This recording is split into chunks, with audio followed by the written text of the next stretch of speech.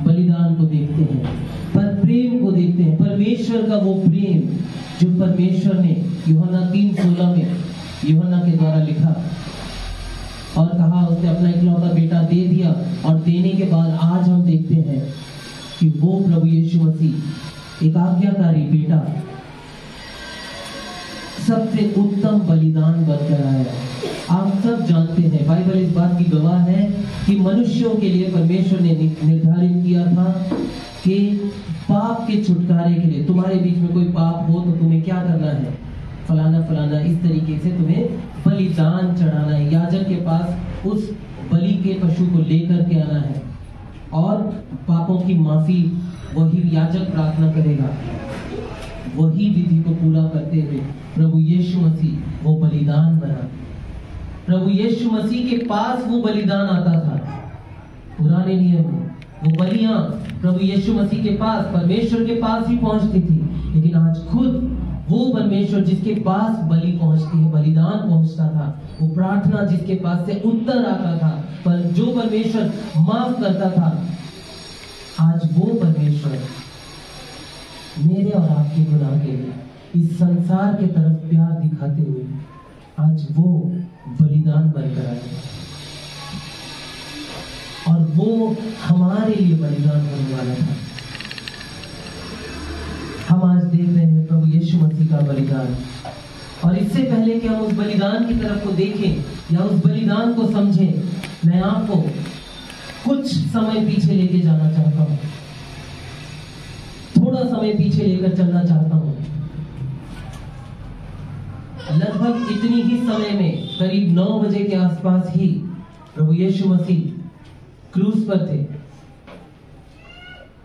लेकिन उस क्रूस पे जो प्रभु यीशु मसीह ने 7 बातें बोली, जो वचन बताए, 7 बातें परमेश्वर ने, प्रभु यीशु मसीह ने जो बोला, उन 7 बातों को सुनने से पहले, उनके बारे में जानने से पहले हम ये जान लेते हैं कि प्रभु यीशु मसीह की हालत कैसी थी।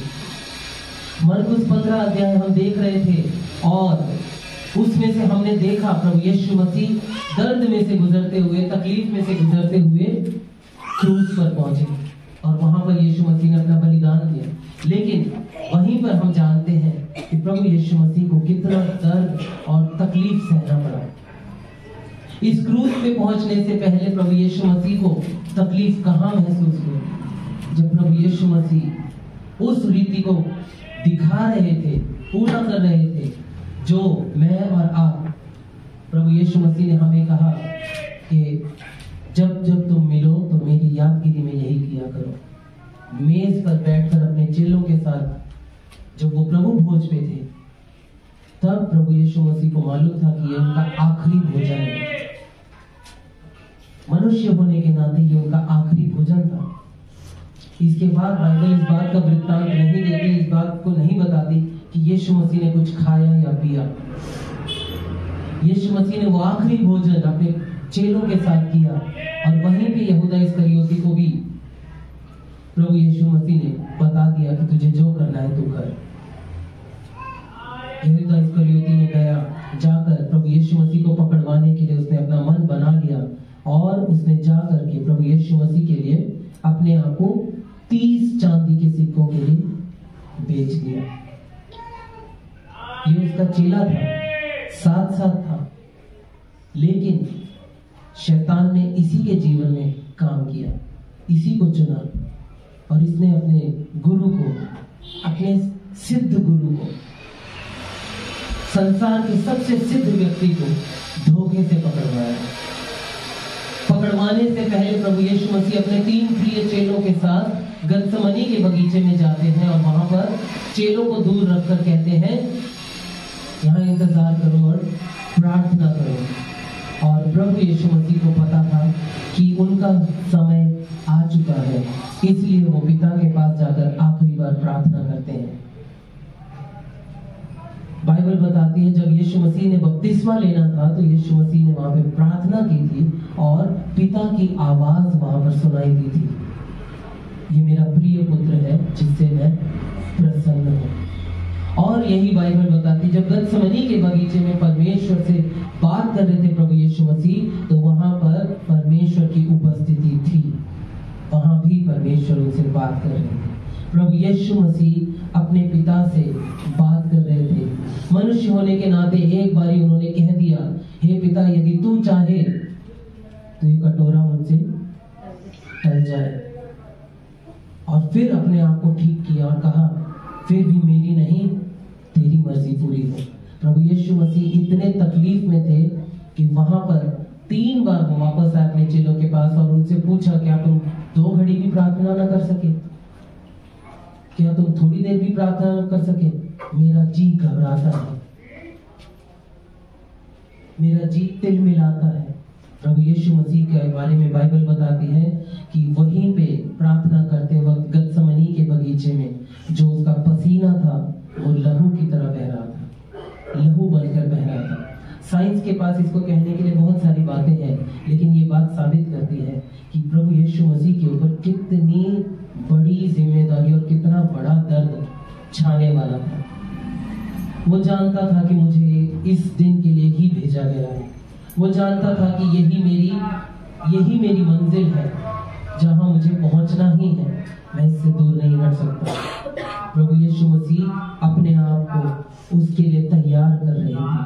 आखिरी उनकी सेवकाई, बाइबल बार बार बताती, जब जब प्रभु यीशु मसीह ने सेवकाई के लिए जाना था, कहीं भी प्रचार के लिए या किसी चंगाई के काम के लिए या किसी से भी बात करने के लिए या मिलने के लिए, तो प्रभु यीशु मसीह अपने पिता से प्रार्थना करके ही जाते थे।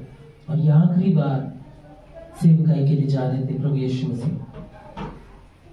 इसके बाद यहूदा इस्करियोती आता है और धोखे से प्रभु यीशु मसीह को पकड़वाता है।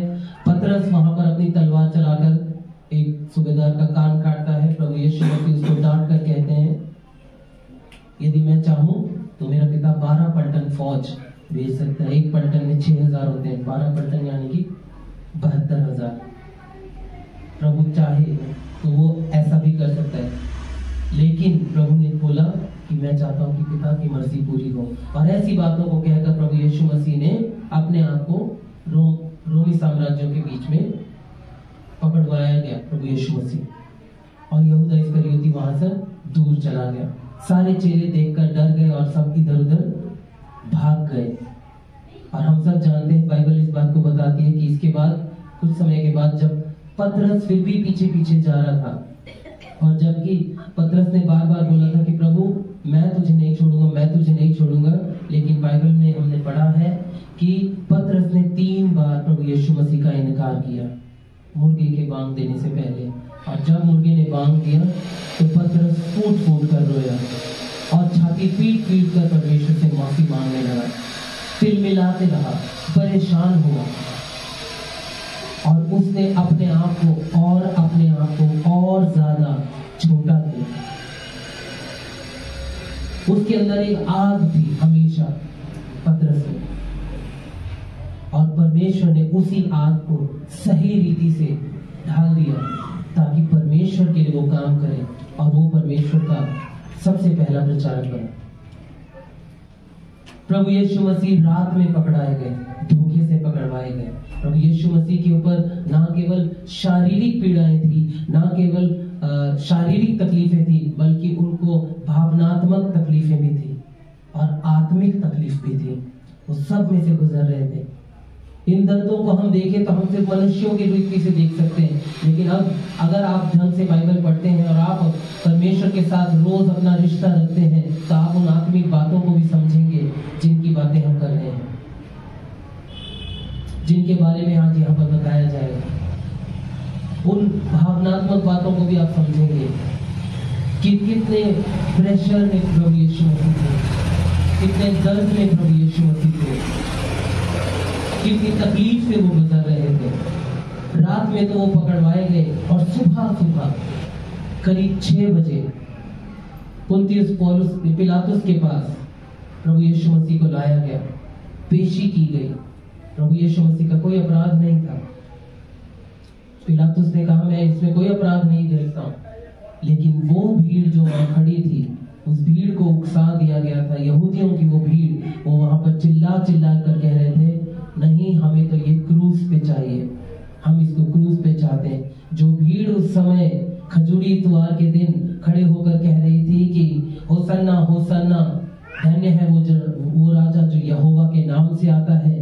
आज वही भीड़ कह रही है कि इसे क्रूस पर चढ़ा। भीड़ ने मन बदल लिया, भीड़ ने भी साथ छोड़ दिया प्रभु का। और मरकुस 15 अध्याय उसके 14 वचन को जब हम पढ़ते हैं तो हम देखते हैं कि प्रभु यीशु मसीह के बारे में पिलातुस जानता था कि वो उसमें कोई भी बुराई नहीं है, उसमें कोई गलती नहीं है। 15 का 14 पिलातुस ने उनसे कहा, क्यों, इसने क्या बुराई की है? परंतु वे और भी चिल्लाए, उसे क्रूस पर चढ़ा। पिलातुस एक राजा होने के नाते वहां समझ गया था, लेकिन उसे यह पता था कि अगर वो जो लोग कह रहे हैं वो नहीं करेगा तो उसकी राजगद्दी वहां से चले जाएगी। तो अपनी कुर्सी बचाने के लिए उसने बेकसूर प्रभु यीशु मसीह को क्रूस पर चढ़ाने के लिए दे दिया। और उसने क्या किया? उसने क्या बोला? प्रभु यीशु मसीह को क्रूस पर चढ़ा दे, क्रूस पर चढ़ाया जाए, मृत्यु, क्रूस से मृत्यु हो जाए। और ये मृत्यु किसको मिलती थी?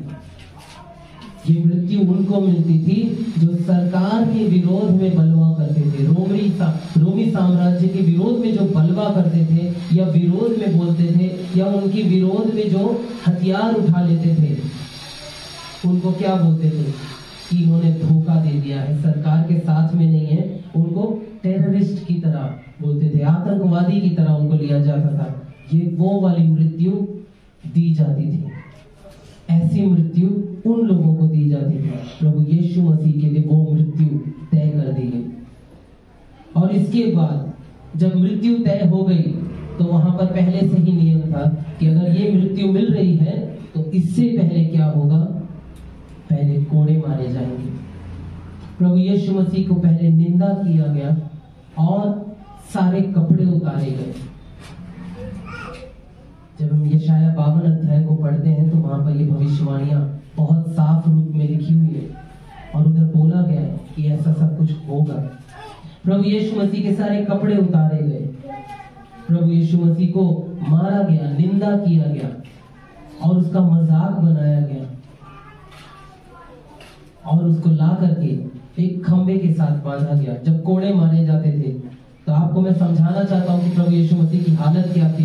क्रूस पर पहुंचने से पहले प्रभु यीशु मसीह को कोड़े मारे जाने थे और कोड़े थे 40 कोड़े।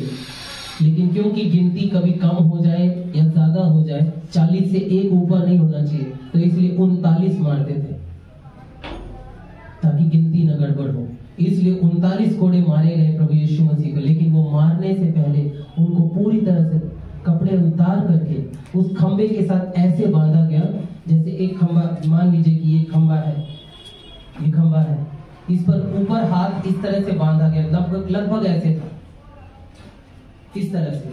और उतना ऊपर हाथ बांधने के बाद, यूं ऐसे बांधने के बाद वो व्यक्ति जो है वो, उनको पैरों में इतना तकलीफ दे दिया जाता है पहले ही कि वो नीचे खिसकने लगता है। प्रभु यीशु मसीह को उस तरह से खंबे के साथ बांध दिया था। और बांधने के बाद प्रभु यीशु मसीह ने क्या किया? चुपचाप वो उस दर्द को सहने के लिए तैयार थे। जब कोड़े मारे जाने थे तो बाइबल ये बताती है, आप पढ़ना चाहते हैं तो पढ़ के भी देख सकते हैं। मत्ती 27 उसके 26 में पढ़कर देख सकते हैं। मत्ती 27 अध्याय उसका 26 वचन।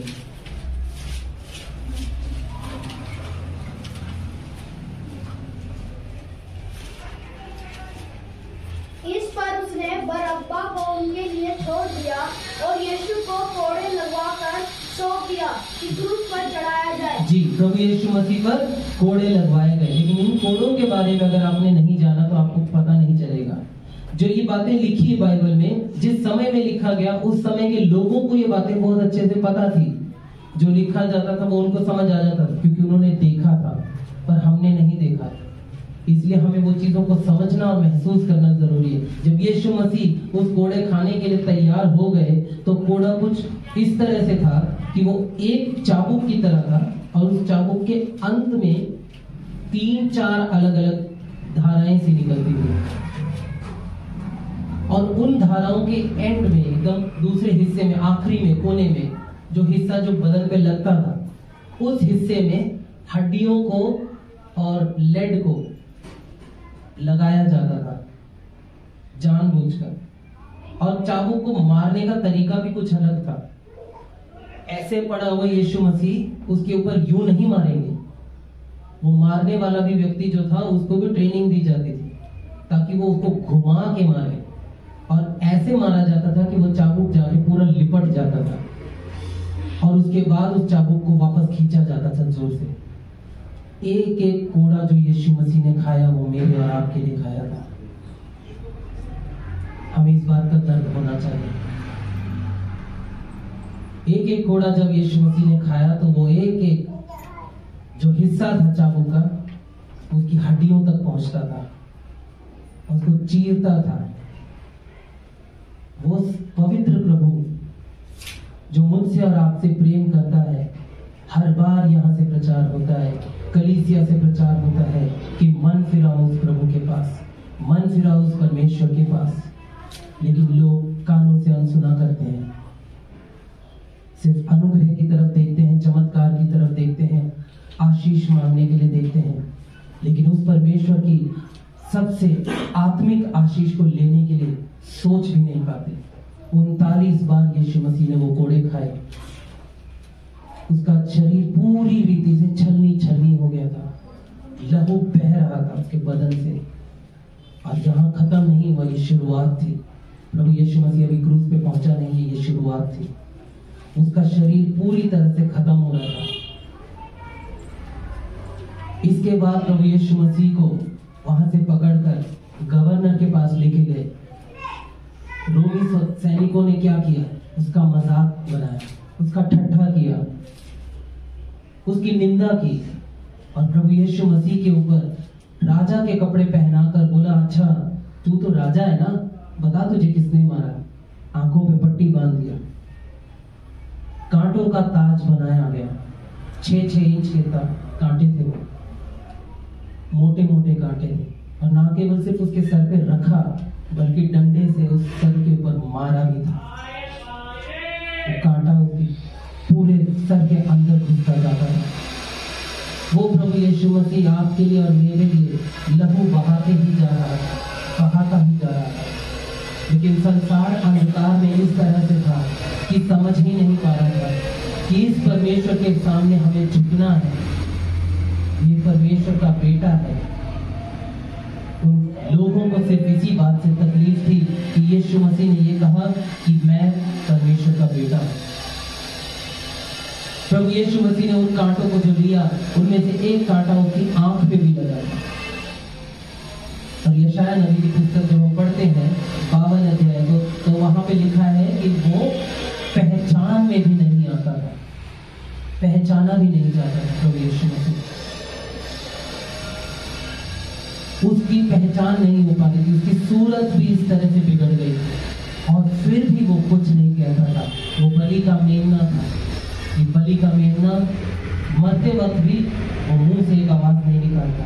वो प्रभु यीशु मसीह मेरे और आपके दर्द को अपने ऊपर लेकर चल रहा था। उस प्रभु यीशु मसीह ने इस तकलीफ के बाद भी अपने क्रूस को उठाने के लिए हिम्मत रखी, उठा के लेकर चलता गया।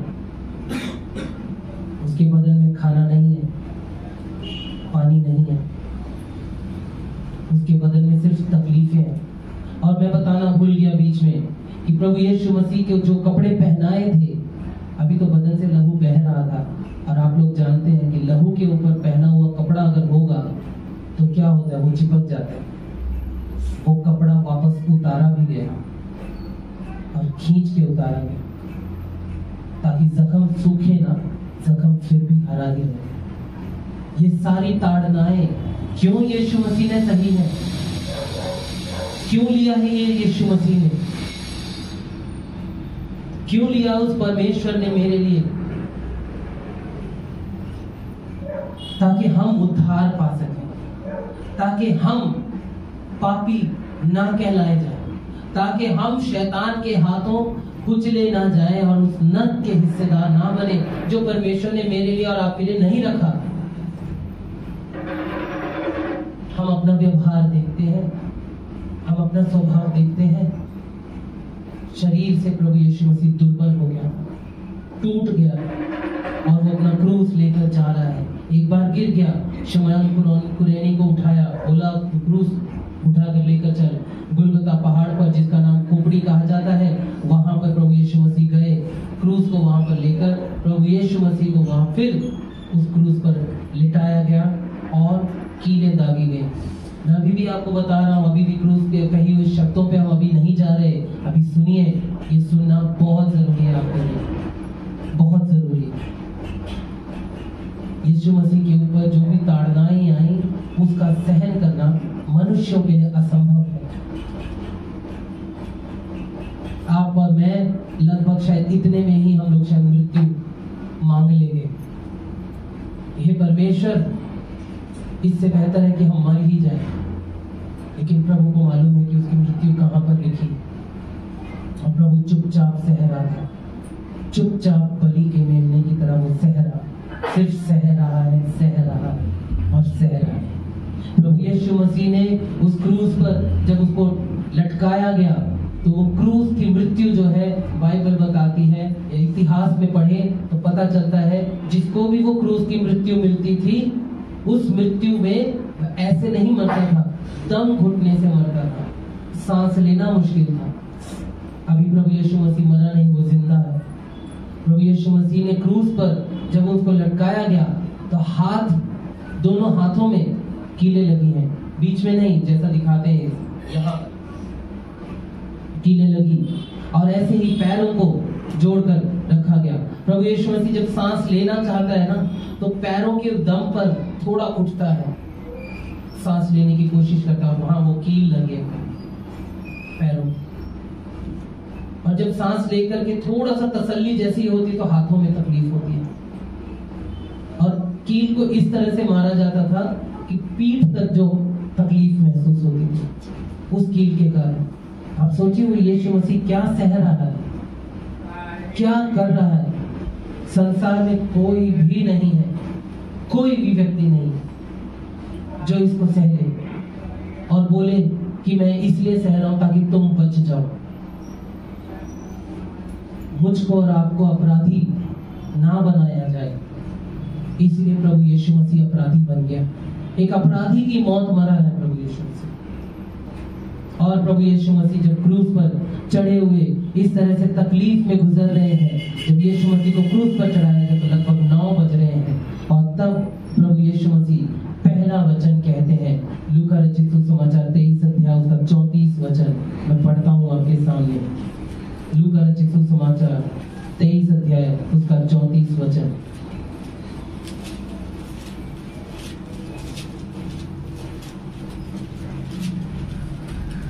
लिखा है, तब यीशु ने कहा, हे पिता, इन्हें क्षमा कर, क्योंकि ये जानते नहीं कि क्या कर रहे हैं। और उन्होंने चिट्ठियां डालकर उसके कपड़े बांट लिए। यहां पर प्रभु यीशु मसीह अपने सबसे पहले शब्द बोलते हैं।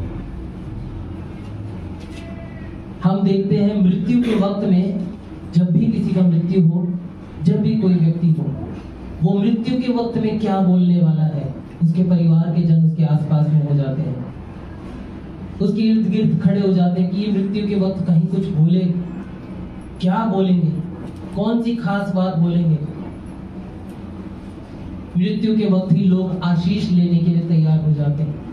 मृत्यु के वक्त ही लोग ये देखने लग जाते हैं कि बंटवारा कैसे होगा, किसके बीच में होगा, किसको कितना मिलेगा। मृत्यु के बीच में माता पिता को संभालने की कोशिश करते हैं कि मेरे माता पिता या मेरा रिश्तेदार जो मृत्यु पे है, ये क्या बोलने वाला है, ये क्या चाहता है, इनकी आखिरी इच्छा क्या है। प्रभु यीशु मसीह दुनिया के सबसे असरदार व्यक्तियों में से एक है, दुनिया के सबसे असरदार व्यक्ति है। सबके ऊपर अपनी छाप छोड़ी प्रभु यीशु मसीह ने, सबके ऊपर अपनी बात की निशानी छोड़ी। और प्रभु यीशु मसीह ने कहा, हे पिता, इन्हें क्षमा कर, क्योंकि ये जानते नहीं कि क्या कर रहे हैं। सोचने वाली बात है, क्षमा। प्रभु यीशु मसीह ने क्रूस पर रहकर सबसे पहली मिसाल दी। प्रभु को पता है कि संसार मुझे देखता है। प्रभु यीशु मसीह को पता है ये मेरा आखिरी प्रचार है। प्रभु यीशु मसीह को पता है कि मैं आखिरी बार कुछ कहने वाला हूँ और मुझे सोच के बोलना है। प्रभु ने आत्मा में तैयारी की हुई थी और आत्मा की तैयारी के साथ प्रभु ने कहा, इतना दर्द सहकर अभी तो उसको कोड़े मारे, थूका है, मारा है, कांटों का ताज लगाया, डंडों से मारा है, उसके खून को, उसके बदन को छलनी छलनी कर दिया है, क्रूस उठाकर वो लेकर आया, उसके हाथों में कील गाड़ दिया है। वो तकलीफ से भरा हुआ है, वेदना में है, परेशान है, मुसीबत में है। और उस बीच में प्रभु यीशु मसीह कह रहा है, हे पिता इन्हें क्षमा कर, क्योंकि ये नहीं जानते कि ये क्या कर रहे हैं। क्षमा मसीहत की पहचान है। हम अपने जीवन में न जाने कितनी बार ये चीज को देख चुके हैं कि जो असली मसीही की पहचान दिखाई देती है वो क्षमा दिखाई देती है।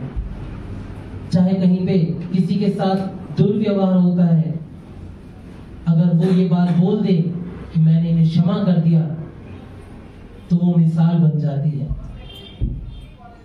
जहां मसीहों ने इस बात को बोल दिया कि मैंने तुम्हें क्षमा कर दिया, कोई बात नहीं, वो मिसाल बन जाते हैं, माफ करने वाले हम बनते हैं। आज संसार में कोई भी ये बात नहीं सिखाता। संसार में लोग कहते हैं ईंट का जवाब पत्थर से देना चाहिए, लेकिन एक प्रभु यीशु मसीह हमें उल्टी तरह से सिखाता है। हमें पृथ्वी की शिक्षा नहीं, हमें स्वर्ग की शिक्षा सिखाता है कि क्षमा करना है। ऐसे ही प्रभु यीशु मसीह ने प्रचार करते हुए एक वक्त लोगों के बीच में कहा कि अपने अपराधियों को क्षमा करो जैसा तुम चाहते हो कि वे तुम्हें क्षमा करें, जैसा तुम चाहते हो कि पिता तुम्हें क्षमा करे। अगर मैं चाहता हूं कि परमेश्वर मुझे माफ करे, तो मुझे, मेरे लिए जरूरी है कि मैं अपने विरोधी को क्षमा करूं। अब इस क्षमा का मतलब ये नहीं है कि क्षमा कर दिया तो जरूरी है कि उनके साथ रिश्ता भी कायम रखें। जरूरी नहीं है कि आप उनके साथ रिश्ता कायम रखें, हो नहीं सकता। कई बार ऐसा होता है कि विरोध इस तरह से है कि आपको आगे निकलना ही पड़ेगा। कई बार लोग कलीसिया में से चले जाते हैं, आपको कुछ बोल के चले जाते हैं या जाकर कुछ बोलते हैं, आपको किसी और से सुनने को मिलता है। जरूरी नहीं है कि उनके साथ रिश्ता वापस बनाना ही पड़ेगा। अगर हम माफी मांग ले तो उनसे रिश्ता बनाना पड़ेगा, नहीं। रिश्ता कायम रहे या ना रहे, माफ करना जरूरी है। प्रभु यीशु मसीह की शिक्षा थी, प्रभु यीशु मसीह के द्वारा ही हमने सीखा है। मसीहत की सबसे जरूरी पहचान है क्षमा। लेकिन सोचने वाली बात यह है यहाँ पर कि प्रभु यीशु मसीह जब ये बोल रहे हैं कि हे पिता इन्हें क्षमा कर, ये किसके लिए कह रहे हैं? क्या उन लोगों के लिए जो वहां पर खड़े थे, कुछ समय पहले प्रभु यीशु मसीह का स्वागत कर रहे थे और अब वहां पर खड़े होकर के प्रभु को ऐसे देख रहे हैं? या प्रभु यीशु मसीह अपने चेलों के लिए कह रहे हैं, जो चेले दूर दूर बिखर के दूर दूर से देख रहे थे?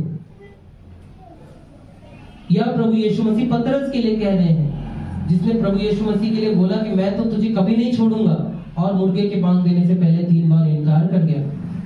या प्रभु यीशु मसीह यहूदा इस्करियोती के लिए कह रहे हैं? या प्रभु यीशु मसीह मेरे और आपके लिए कह रहे हैं? जैसा रोमियो की पुस्तक 5 अध्याय 8वें वचन में लिखा है, जब हम पाप ही में थे मसीह हमारे लिए मरा। कोई पढ़ दे वो वचन, रोमियो 5 अध्याय उसका 8 वचन, जोर से पढ़ना। परंतु परमेश्वर हम पर अपने प्रेम की भलाई इस रीति से प्रकट करता है कि जब हम पापी ही थे तभी मसीह हमारे लिए मरा। हालेलुया। जब हम पापी ही थे तभी मसीह हमारे लिए मरा। बहुत जरूरी है अपने आप को पहचानना। प्रभु यीशु मसीह मुझसे और आपसे कहता है कि हे पिता इन्हें क्षमा कर, क्योंकि ये नहीं जानते कि ये क्या कर रहे हैं। प्रभु यीशु मसीह ने जब क्रूस से कहे शब्द, तो परमेश्वर ने, प्रभु यीशु मसीह ने वो शब्द, पहले 3 शब्द जो बोले, पहले 3 बातें बोली, वो बातें मनुष्यों के लिए बोली, मनुष्यों के साथ बोली, और उसके बाद आखिरी की बातें अपने पिता से की। प्रभु यीशु मसीह आखिरी में भी सेवकाई करने की इच्छा रखता था। क्रूस पर रह करके भी वो एक ही चीज चाहता था कि हे पिता, इन्हें माफ कर दे। वो दुआ करता है आपके लिए। आप अपने अपराधियों को कब माफ करते हैं? आपके अपराधी आपके कोई भी हो सकते हैं, आपके सगे हो सकते हैं, आपका पति, आपका पत्नी, आपके बच्चे, आपके रिश्तेदार, आपके माता पिता, आपके भाई बहन, कोई भी अपराधी हो सकता है। लेकिन क्या आपने उन्हें माफ किया या नहीं? आपने माफ करना सीखा या नहीं? मसीह तो क्रूस पे चढ़ करके भी लोगों को यही सिखा रहा है कि सीख लो, मसीहत यही है, माफ करना पड़ेगा। आपके विरोध में आने वाले व्यक्ति बहुत कुछ बोल जाएंगे, आपको निंदा करेंगे, आपकी बुराइयां करेंगे, लोगों के बीच में आपकी निंदा हो जाएगी। लेकिन क्या आप माफ करते हैं? क्या आप माफ करने की हिम्मत रखते हैं? प्रभु यीशु मसीह सिखा रहे थे कि माफ करना है। पहला वचन यही था, प्रभु का पहला वचन यही था कि हे पिता, इन्हें माफ कर, क्योंकि ये नहीं जानते कि ये क्या कर रहे हैं। हालेलुया। इसके अलावा हमारे बीच में और हमारे 6 और भाई बहन हैं। मैं नाम लेकर पुकारता रहूंगा, आप लोग ऊपर आकर यहाँ पर वचन का अपने आप जो आपने तैयारी की है आप जरूर बताएं। दूसरा वचन जो है लूका रचित सुसमाचार 23 अध्याय 43 वचन। लूका रचित सुसमाचार 23 अध्याय 43 वचन। कृपया करके मेरी आपसे विनती है, जब आप लोग इन वचनों की तरफ सुनते हैं तो आप यूं ही यहाँ पर नहीं आए हैं तो सोने के लिए ना बैठे या परेशान ना हो। आप अपने आप को परमेश्वर को देने के लिए आए हैं, भेंट बनकर आए हैं। उस प्रभु यीशु मसीह की इज्जत रखें। उसने अपने आप को बलिदान किया। उसने पिछली रात में खाना खाया था, पिछली रात में। अभी उसके बदन में पानी भी नहीं है। मैं चाहूंगा सिस्टर विनीता आगे आए। लूका रचित सुसमाचार 23 अध्याय 43 वचन। इस वचन से जो परमेश्वर ने उनको तैयारी दी है, उस वचन को हमारे बीच में बांटे।